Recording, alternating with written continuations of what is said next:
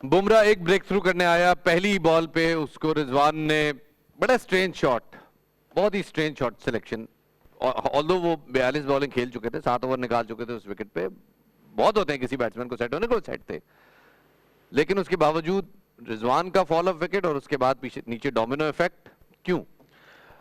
मैं इसको ऐसे देख रहा हूँ कि जो बुमराह को जब एक कप्तान लाया है, उसको सबको पता है, कॉमन सेंस है कि यार वो उस सिचुएशन में लाया इसलिए कि उसने आउट करके देना है टीम को। तो वहां ऐसा स्ट्रेंज नहीं कहूंगा, इतना पैथेटिक शॉट, इतना पुअर शॉट कि आपने ना बॉल देखा कि न्यू, और आपने देखा होगा कल के मैच में कि जब बॉल पुराना हुआ है तो पहली इनिंग में ही मुश्किल हुई है, बॉल जब पुराना हुआ 10 ओवर के बाद तो सेकंड इनिंग में तो और मुश्किल होनी थी, क्योंकि इस पिच पे ऑलरेडी दूसरा मैच खेला था तो चौथी इनिंग थी।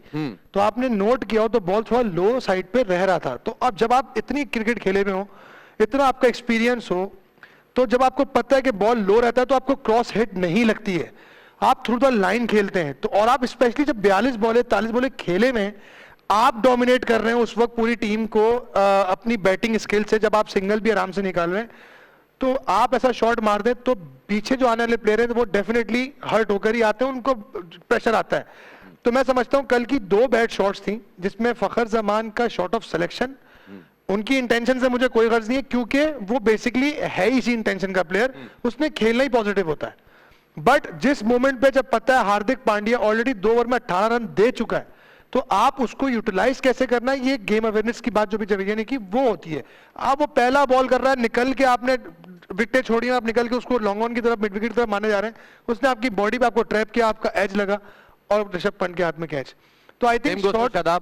एग्जैक्टली उस वक्त भी हार्दिक पांड्या पता है कि उसका प्लान ये कि यार गेम अवेयरनेस की सेंस की बात है कि उसने यहां से सारी फील्डिंग ऊपर ली हुई है, long on, mid wicket, square leg, fine leg, तो डेफिनेटली आपको बॉडी में बॉल करेगा। और सिचुएशन चले ये डिमांड कर रही हो ना कि आपने लास्ट 5 ओवरों में कोई 60 रन करने, कोई 70 रन करने, तो आप एक्स्ट्रा ऑर्डिनरी कुछ करने जाओ। सिंपल इक्वेशन है, बॉल टू बॉल रन है भाई, आप जितना लंबा खेलोगे, विकेट नहीं दोगे तो उन पे प्रेशर आएगा।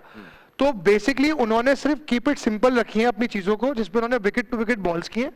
अगर आपको बुमराह की बॉलिंग देखें, अगर आप उनके स्पिनर्स की बॉलिंग देखें, तो उन्होंने विकेट टू विकेट बॉलिंग की है, कोई एक्स्ट्राऑर्डिनरी एफर्ट नहीं किया उन्होंने बाउंसर मारे, सिवाय हार्दिक पांड्या का प्लान थोड़ा अलग था, उसने अटैक किया है और अटैक करने में वो अपनी 2 विकेटें वो अपनी टीम को दिला क्योर कर गया। तो आई थिंक के, और सबसे बड़ी बात जो मैं बड़ा इमोशनल इस चीज पे हुआ हूं कि लास्ट 5 सालों से हम इन प्लेयरों को, इस टीम को सपोर्ट कर रहे हैं, लेकिन कल बहुत डिसअपॉइंटमेंट हुई। और मैं ये रात भर रियलाइज करता रहा, एनालाइज करता रहा कि यार कहां मसला है, कोचेस में मसला है,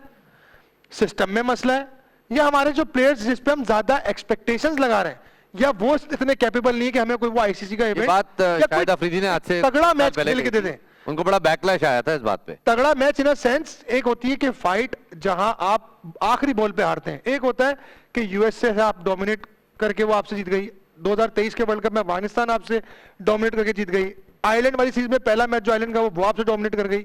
जिम्बाब्वे आपसे T20 वर्ल्ड कप में जीत गई। तो आई थिंक हम फिर इसका मतलब टॉप 5 टीम्स में है ही नहीं कहीं, हम सो कॉल्ड हमने सुपरस्टार्स बनाए में, लेकिन सुपरस्टार्स वो होते हैं, और जो रैंकिंग्स को हमेशा लोग रेट करते हैं, जितने भी सोशल मीडिया पे बात हो रही होती है कि यार रैंकिंग्स देखें हमारे प्लेयरों की, क्या है भाई, रन्स बना लिए, रैंक्स बना लिए, टीम का रिजल्ट कहां है, कहां है पाकिस्तान टीम। तो अगर आप अपने पाकिस्तान के लिए खेल के कोई भी प्लेयर, जब अगर मैं खेलूं, वॉट एवर कोई भी खेले, वो अगर टीम को जिताता तो भाई मेरी नजर में वो सुपरस्टार है।